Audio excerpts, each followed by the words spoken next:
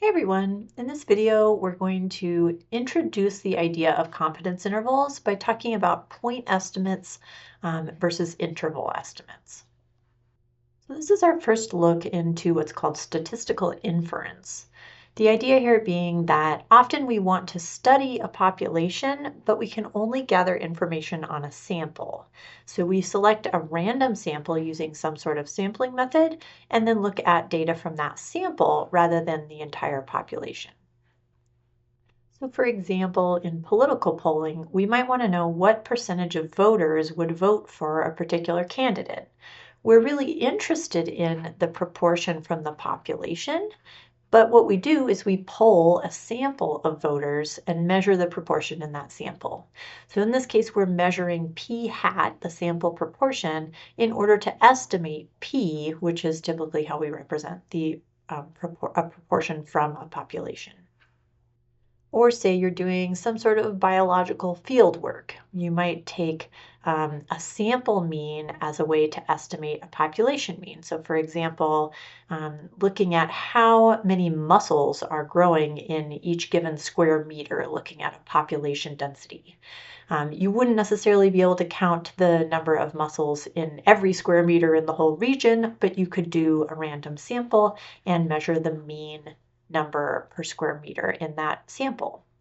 Or measuring the length of a bird wingspan. You could take a sample of birds, measure their wingspans, and then use that sample mean to help us predict or estimate the population mean. So in any of these cases, we're comparing a sample statistic, something that we calculate from a sample, versus a population parameter. So this could be a mean or a proportion or a standard deviation, a median, or various other kind of numerical estimates that we're talking about here, or numerical calculations. But we're comparing those sample values to the population values. And I have a little table here with the three most common examples. That would be the sample mean, proportion, and standard deviation versus their population counterparts. I highlighted these because we have special notation for all of these. So our sample mean is x bar, sample proportion is p hat, and sample standard deviation is a lowercase s. And the population mean is a mu, population proportion is p, and population standard deviation is sigma. These are pretty standard, and hopefully you've seen these before today. There may be other notations for other types of measures, but these are the most common. So in this idea of statistical inference, the first thing I want to address is a point estimate. And a point estimate is just one number. It's just our best guess for the population parameter based on a single sample. And the point estimate for any of these population parameters is always just going to be the matching sample statistic. So if the population parameter I'm interested in is the population mean, my point estimate would be the sample mean. That sample mean would be my best guess as to what the population mean would be. The point estimate for estimating a population proportion is the sample proportion, and the point estimate for estimating a population standard deviation is the sample standard deviation. So this should be fairly intuitive. The caveat here is that we would not expect these sample values to be the exact same as the population values. So our point estimate isn't necessarily going to be the same as our population parameter. It's just our best guess if we're using a sample. What we would expect is that these point estimates or the sample statistics would be generally close, at least on average, if we're working with an unbiased statistic. So this comes back to the concept of sampling distribution, and I'm not going to explain this here. If you haven't already watched that video, I will link it in the description. But in a sampling distribution, we're looking at when we choose, for example, a sample mean from a given sample, how is that distributed among all possible sample means?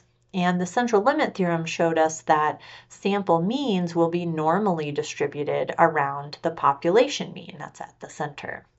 Now, if we're given just one sample, we don't actually know where that sample mean could fall, because maybe we find a sample that just happens to have a super large mean or a super small mean, but most likely it's going to be near the population mean, and it's unlikely to stray very far away.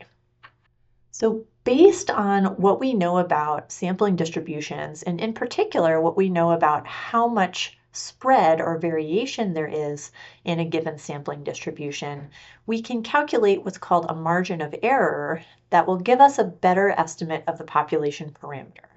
And by getting this margin of error, we're going to create what's called an interval estimate or a confidence interval that helps us get a more accurate statement about our population parameter.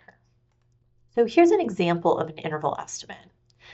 From a Gallup poll in October of 2025, I will include the link for this source in the description. They stated that Americans' approval rating of Congress is 15%. So this is a proportion, and they determined this based on some kind of poll. Now, this statement on its own is really a statement about the proportion of the whole population, but what they actually mean is that based on the poll, this would be essentially our point estimate. If we read into the details of the article, this is what they say. The sample size that this is based on was 1,000 adults living in the U.S. They have some description about how they were selected as well. And they list the margin of error as plus or minus 4 percentage points at 95% confidence level. So the way we would interpret this with our statistical knowledge is this. We have a 95% confidence interval where p hat, that's the sample proportion, is 15% or 0.15. That represents the proportion of the people that they actually talked to in the poll. 15% of those people disapproved of Congress. And then our margin of error is 0.04, that's 4 percentage points. So we use this margin of error to calculate an interval estimate by taking our point estimate, that's the p hat or the sample proportion, 0.15, and we're going to add and subtract that margin of error to get an interval. So I've written this in an inequality notation. So I have 0.15 minus 0.4 as the lower bound and 0.15 plus 0.04 as the upper bound. This gives us an inequality with 0.11 at the low end and 0.19 at the high end, and this would be our interval estimate for P. P again being the population proportion. So we could state this in words as saying we're 95% confident that between 11% and 19% of all Americans disapprove of Congress. So this gives us some wiggle room. Even though in the sample we saw 15%, we don't necessarily expect that among all Americans, that population proportion of Americans who disapprove of Congress, that would be exactly the same as the sample. But we are pretty certain, or in this case, 95% confident, that it's going to be pretty close. And based on the calculations that they've done based on their poll, they would give that range from 11% to 19%. That's that margin of error added and subtracted to the point estimate. Now, this doesn't actually make it into the headline, but you need to be aware that anytime you're making a claim about a population based on a sample, there is some sort of implied margin of error there. It's unreasonable for us to expect that the sample proportion and the population proportion will always be identical, because that in most cases that's not true. But it should be pretty close, and we can be reasonably confident that this sample will get us close enough to the population proportion that our interval estimate will be accurate. So in this case, the 15% is a point estimate. It's a single value estimate based on the sample. And the 11 to 19% would be our interval estimate. A few notes about confidence level. I'm not getting into the calculations here, but in that statement about we are 95% confident or a confidence level of 95%, that confidence level is generally set or chosen by the researcher. 95% is a very common number. You'll also see 90%, sometimes 80%, sometimes 99%. Generally, you want a high level of confidence. If you were 40% confident, that wouldn't be very inspiring, but it's going to be some high number, and it can't be 100%. We'll never be 100% sure about our population based on a sample because of random sampling variability. So you can't have a 100% confidence interval unless you just know the range of possible data values. For example, I know that somewhere between 0% and 100% of Americans believe or disapprove of Congress, but that's not a very useful interval. In addition, higher confidence levels, so if we used, for example, 99% instead of 95%, higher confidence levels will end up giving you broader intervals.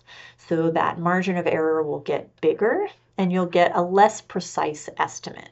So the higher the confidence level, the bigger or wider the intervals you'll get. And conversely, the lower the confidence level you use, you get narrower or more precise intervals, but you're also more likely to be sort of incorrect based on sample variation. So we know that generally we expect our sample data to be close to the population, but we know that for some samples that's just not true. We can get some weird samples in our distribution, but most of the time our samples are going to be close to the population value. One more example that is looking at means instead of proportions. So I took this from a 2025 paper by Aaron Susel, if I'm pronouncing that correctly, and many other authors. I will put a citation for this in the description of the video.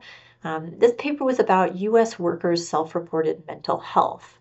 And I just took a small quote from this that the mean MUD, or mentally unhealthy days, was 9.5 days. And then they have here 95% CI, meaning confidence interval, 9.4 to 9.7 days.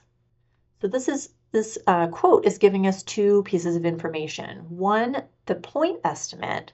The point estimate is the sample mean from the sample that they had in their study, and that was 9.5 days. So that X bar of 9.5 days, that's the average number of mentally unhealthy days from the group that they studied. And then we're also given the interval estimate, and this is our estimate for the population mean. This is what we might expect for all U.S. workers, and that was between 9.4 and 9.7. So we have a little bit of a range to give us an idea of what that population mean might be based on what we know about the sample. This is a 95% confidence interval, so we're 95% confident that the true population mean falls into that interval. Again, we can never be 100% confident, but it's likely that that true population, which we don't really know, that mean number of mentally unhealthy days would be in this interval that we've constructed.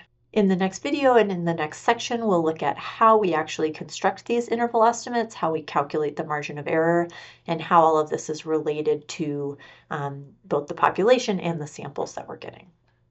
That's it for this video. Thank you for watching.